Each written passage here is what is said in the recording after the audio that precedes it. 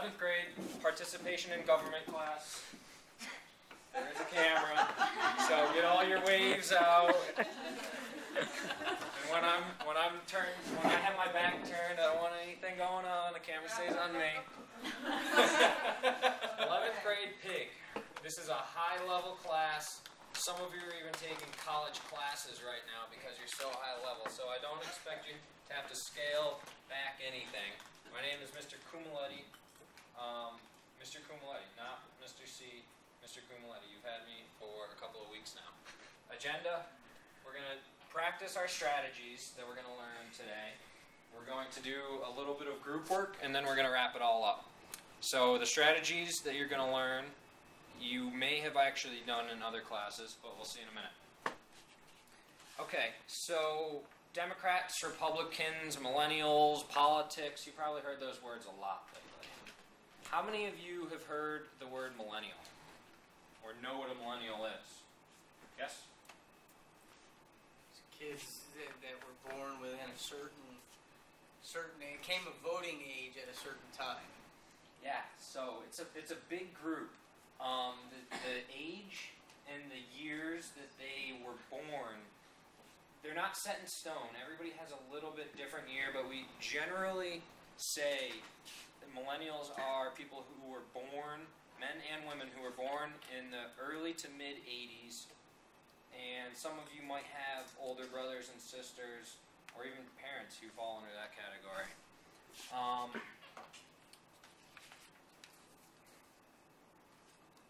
Now today we're going to be looking at some of the beliefs of these millennials. Do they trust the government? Do they trust government institutions, banks, corporations, the justice system? Now, why might this be important for us to understand? Well, it might be important for us. Yes, Jill? Because they're going to be the people that are going to be coming into different jobs, different offices in government, perhaps. You absolutely nailed it. That's exactly why we want to look at these, the beliefs of these people, because in the next 10 years, 15 years, they're going to make up the bulk of our offices, our governmental offices, and we're going to see a lot of legislation, a lot of rules changing based on what they believe in. So we have an article today, and you might have actually read this article in one of your English classes. But I'm going to pass this out, and along with it comes these text coding symbols that I know your technology and Spanish teacher, Mr. Elvis, has already shown you. So we have a little bit of a heads up there.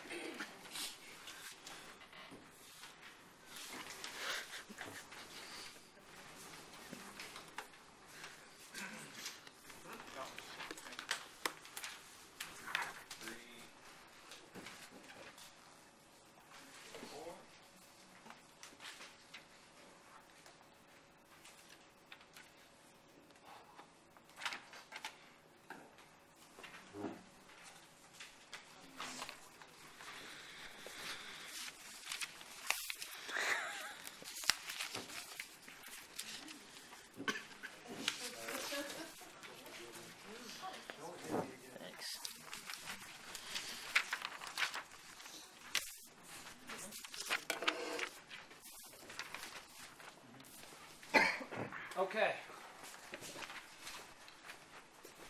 The Democratic Party has a millennial problem. So,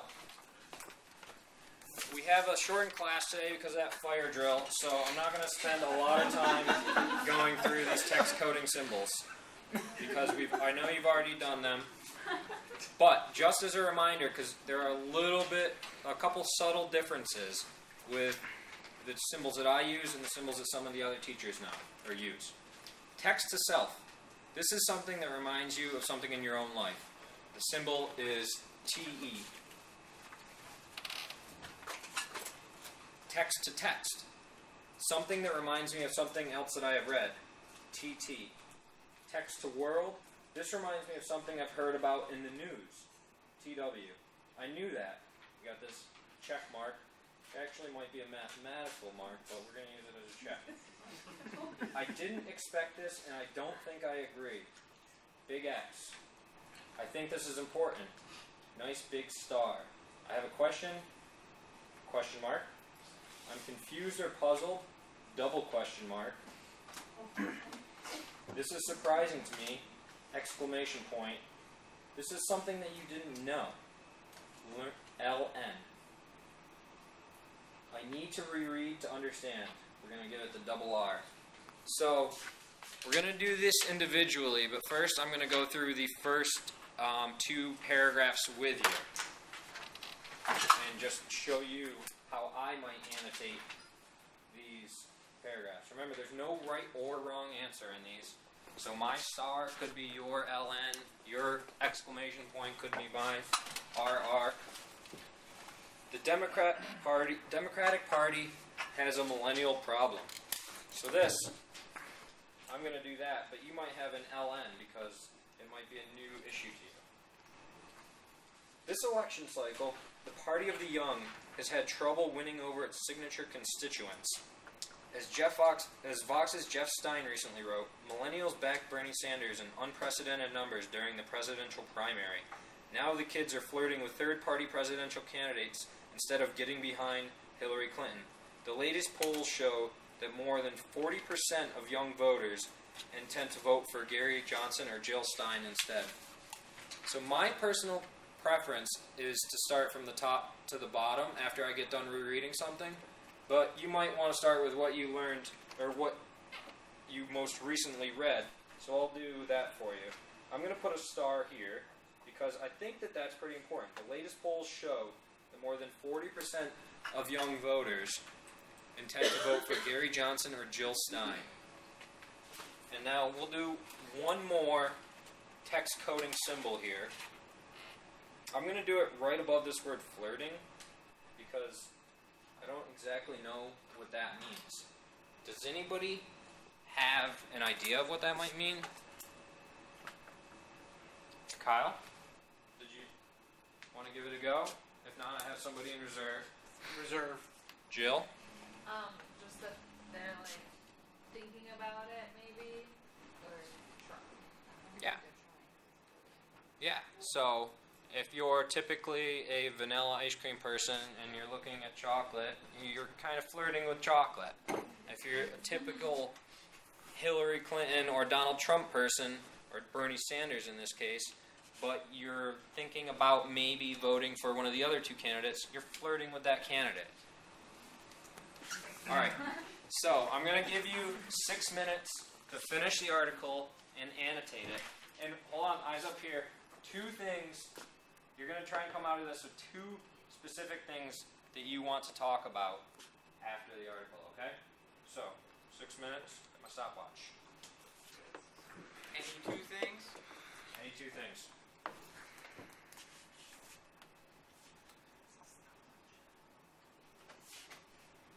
Did you want to do it?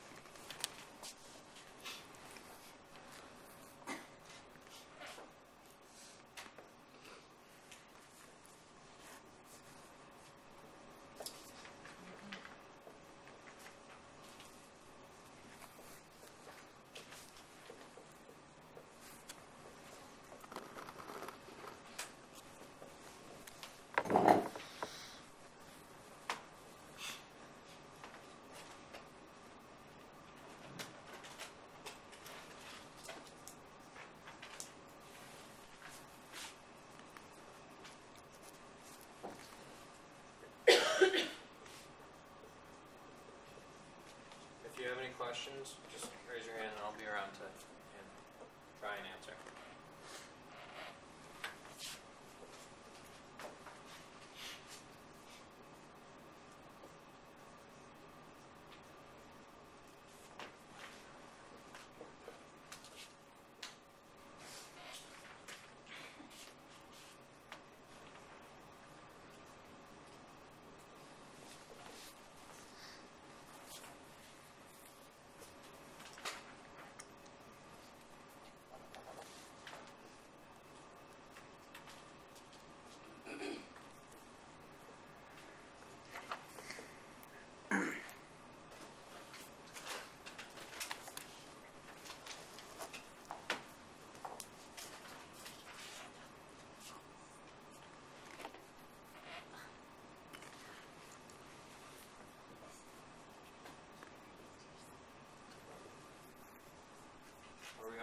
there, Marina?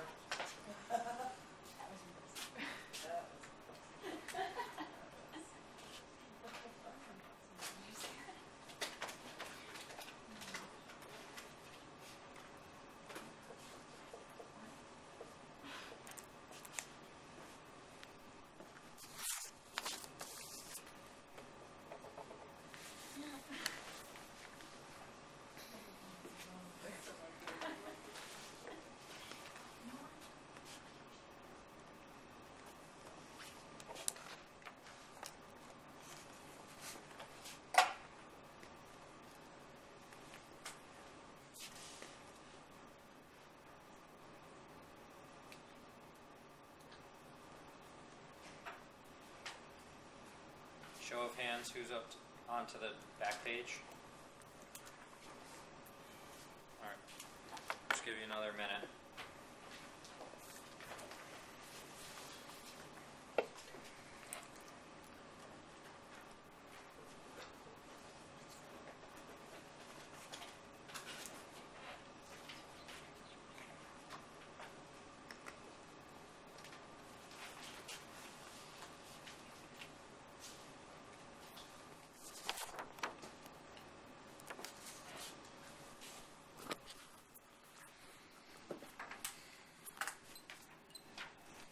Okay, now the next part of our activity, our class, is a group discussion.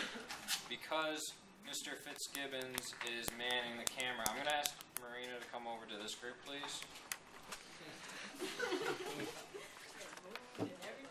So we have 3, 3, 3, and the ideal group, 4. So we can make everything work. So what's going to happen here, and I'm going to demonstrate with, well, I'm going to plan for the exception, not the rule. So I want 4 people, but I'm going to demonstrate with this group of 3.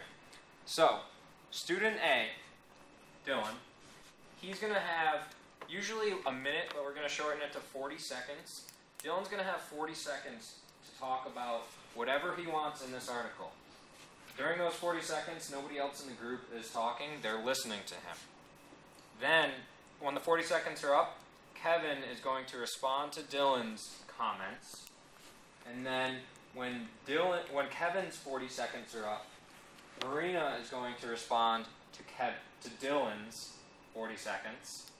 And then, when Marina's 40 seconds are up, you're going to have the final word. This is called final word. So, Dylan will have 40 seconds to sum up the conversation so far, okay? That's round 1. Round 2, Kevin speaks for 40 seconds, then Marina responds to Kevin, then Dylan responds to Kevin, and then Kevin has the final word. Same thing over here, it's just going to take a little bit longer, okay? I'm going to be manning the clock, and we're going to start with Dylan, Catherine, Kyle, and Hines. You're going to start your group, okay?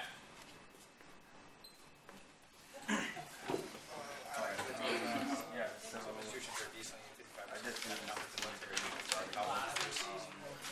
definitely a lot of stars, a lot of checks. You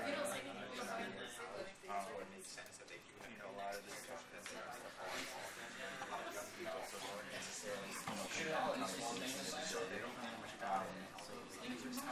so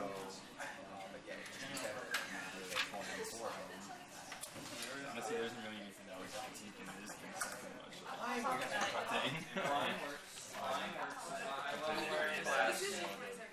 The reason why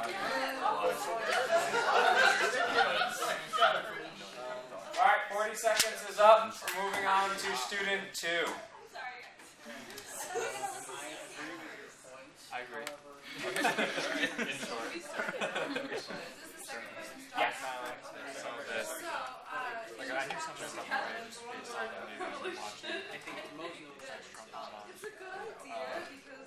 But I was surprised by that personally, like you said,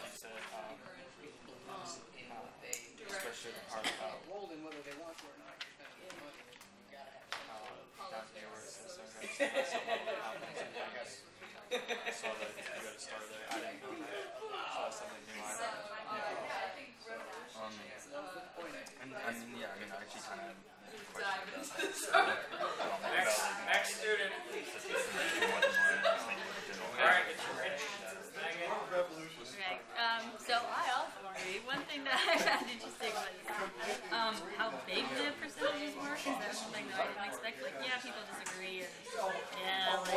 say about things, but there's a giant percentage of a lot of things that I don't agree. And that was like 51% have constitution and have confidence in colleges and universities. So like that's only a little bit over half of people that like.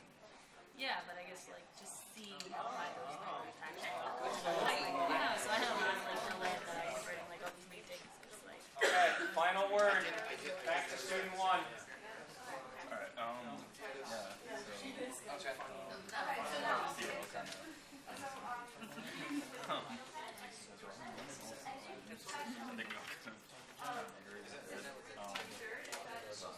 yeah, I mean, it was kind of one thing that, You're not talking about right? I'm just wondering, I'm not sure if people will say, Yeah. why is there such, such a difference there? 75% have confidence in banking, most of the ones that it's 27%. All right, time. That's round one. Round two starts with the student to the left. Go right ahead. One of the things I noticed is on this first chart, when we're talking about confidence, if you look at not the top two, but the rest of them, they're all kind of low. So no one really seems to have a lot of confidence in what's going on in today's country. So I was surprised by that. I was also surprised that on the first paragraph, where it's like 55% non-confidence in that, I thought it would be lower than that. The more I think maybe you will tension. Yeah, but I don't know, when you see that,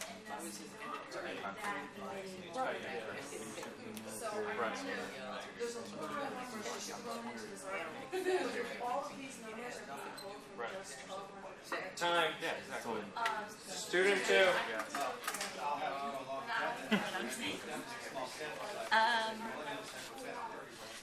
I think it's interesting that military and colleges are the two that are like closest as far as like confidence and little confidence. Like that's a big divide clearly, but yet like it's just about half and half for both of those. Like obviously it's a little more confident than unconfident, but it's still kind of close. It's a little, like you said, I kind of expected like things like that, especially to be like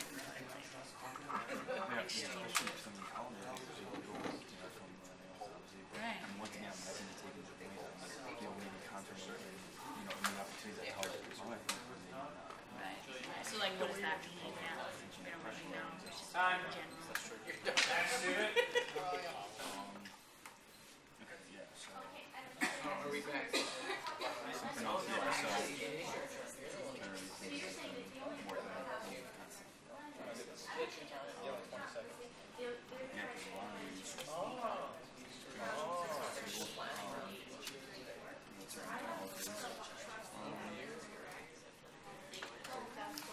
Something else, and I.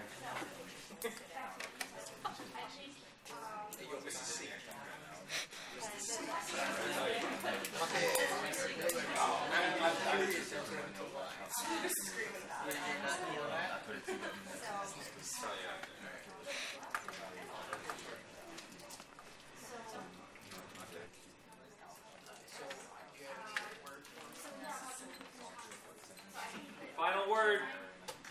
Final word, right? Irreputable source. One. None of it means anything to me. I've been hearing a lot about that stuff The whole thing. going on. I guess the biggest thing that is one of the most more specific stuff, because I don't know if it's part of the budget or more bias.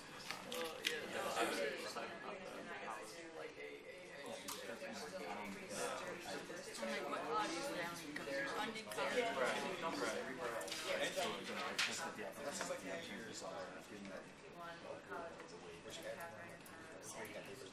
backing up so much awareness from all millennials.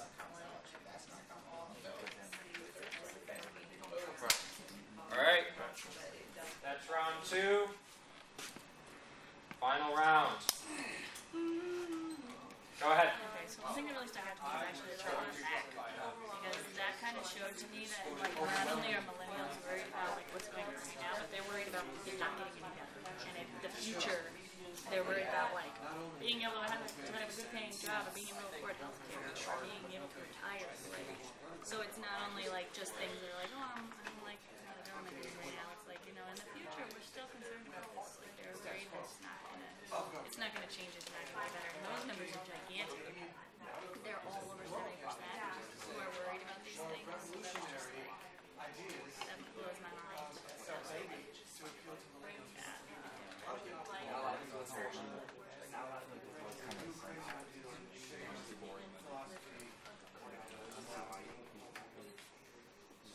Student 2.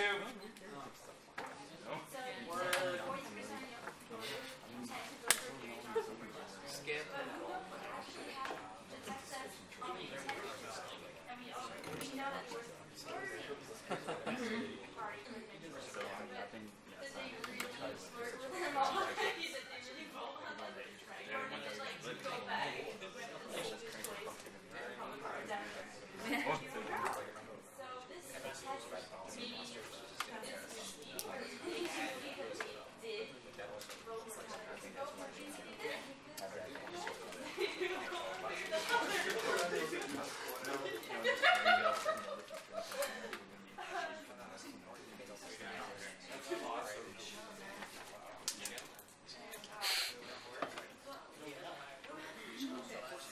All right, third student.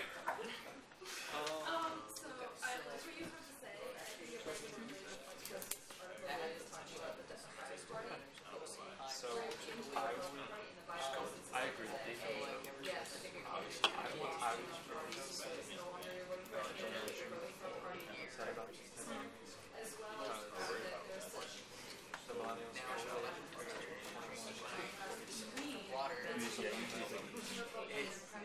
right. So I was curious based on the state of the gender.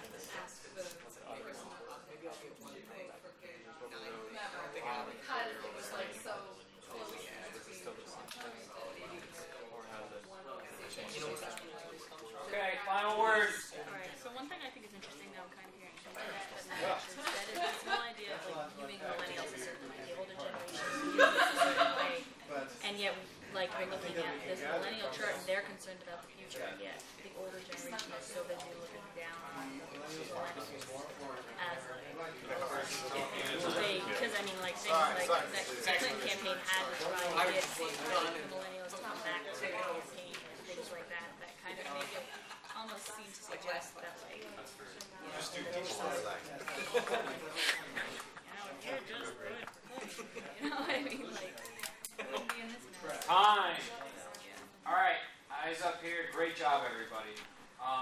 Now take the next minute and let's jot down as a group on one piece of paper. It can be the back of any of the text coding symbol sheets. Two things. I want two things that you talked about, and I want you to name it at the top of the group or at the top of the paper because you're gonna hand this in on your way out. Yes. Like each of us do two, or just No, this is a group. So one person can transcribe, one person can write, but we're just doing two general ideas or issues. One paper per group. If it's tough to keep it at two, you can do three.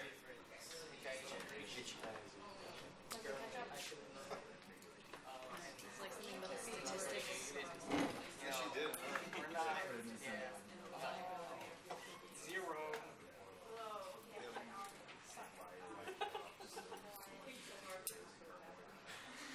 Yeah, then we're kind of generalized. So, what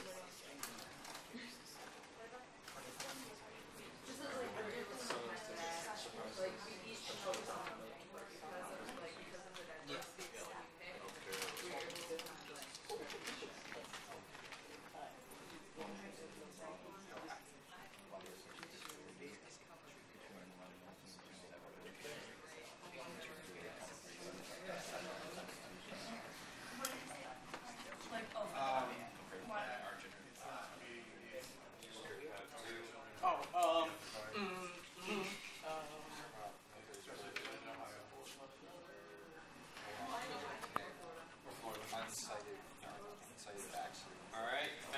this last sentence, please.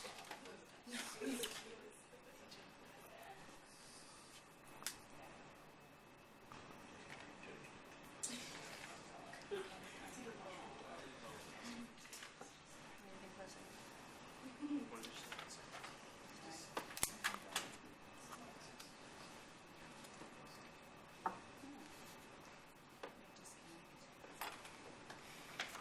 All right. I see almost everybody's eyes. We have one student just finishing our last few words, but we can go forward. What do you guys think of the article? What did you think of the article?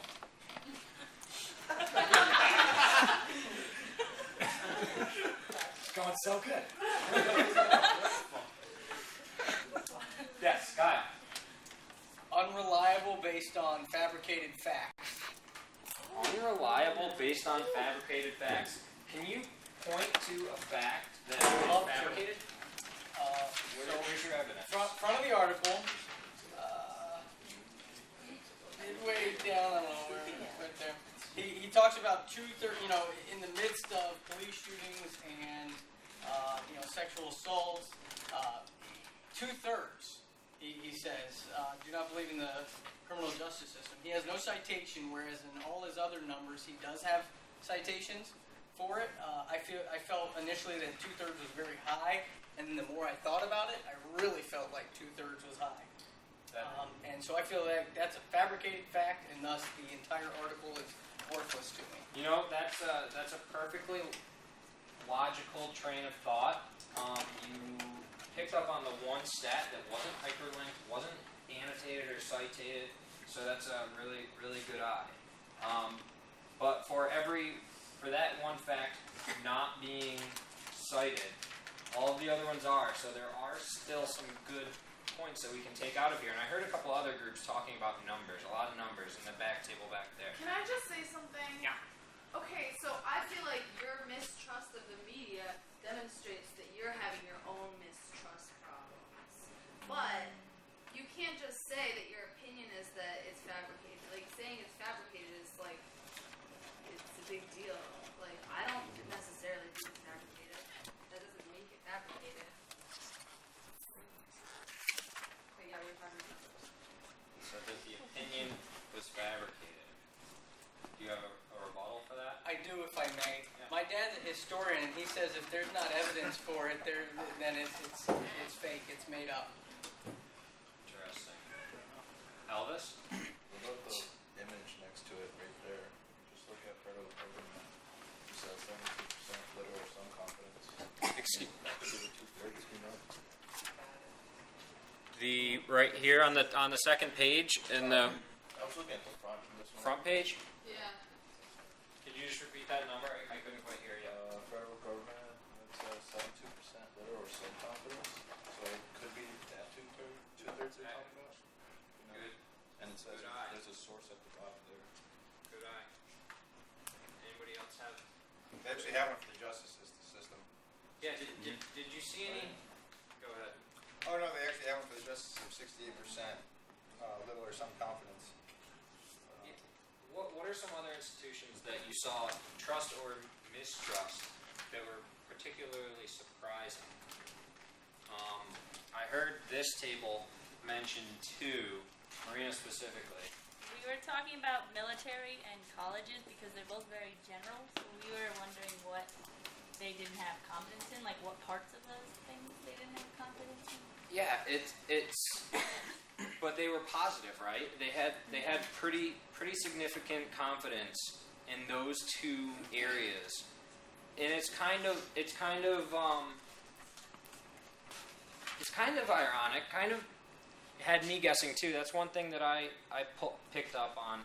Why do you think that college and military are two institutions that are getting so much trust right now by millennials?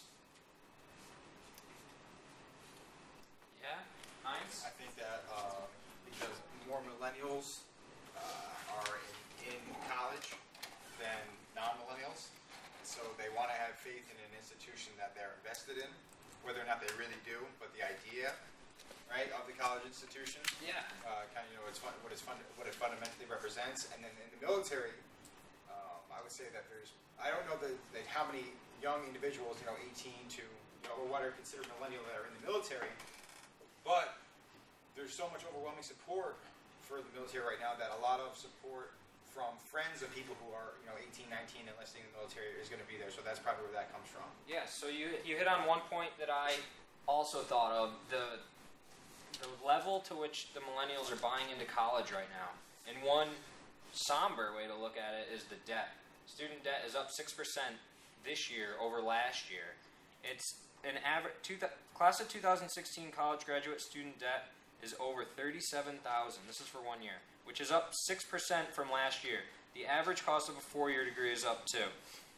And you brought up the support of the military, which I hadn't thought of. We're in a very patriotic era right now. The past few years. Can anybody else think of another reason that military confidence and spending might be so high? I thought fear. There's a lot of negative images. There's a lot of fear of terrorism and fear of different things. Yes? It's like if you don't have confidence in your military, then the alternative is to be afraid of the like what's on the newspaper, the internet. Yeah, exactly. So our military budget, can anybody guess what our military budget was? This is 2015. I'll give you a hint. It's more than $1 billion. It's more than $100 billion. Less than $1 trillion. It's less than $1 trillion. Yeah. Somewhere around 660 billion. First one. Okay, 600 billion. 600. It's 597 billion in 2015. Very good job, Rob. So, overall, do you think that they trust institutions or that they don't, millennials? Or is it a mixture? Anybody? Well, again, it said, so some institutions are decent. 55% of millennials have confidence in the military and 51% of college and universities. That's roughly half. So there's a whole other half that does not have faith in those institutions. Good job and good use of evidence from the text. Yes. And in the picture on the front page, it's most of like the largest numbers, other than I think military and college. All of the large numbers are going to be in the little or some confidence column, and so I think that kind of represents that it's not a matter of trust or no trust. It's that like we're being raised to question, so we don't know if we have trust. Very good point.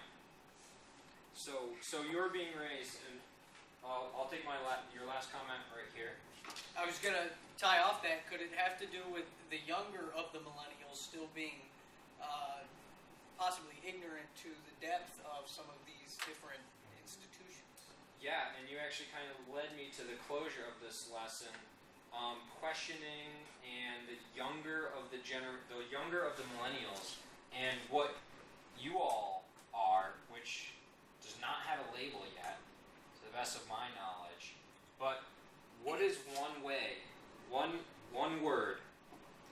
that you can ensure that your generation will have trust and that decisions will be made that reflect your values and, I don't know if you remember from earlier in the day, morals? What's one way that you can help yourselves? Anyone? Looking for somebody other than Kyle this time? Yes. Check your sources. Check your sources. That's good. That's very good. I'm looking for another one word. Anybody? Yes, Debbie. Participate. Participate. Participate In in government. government. How do you do that?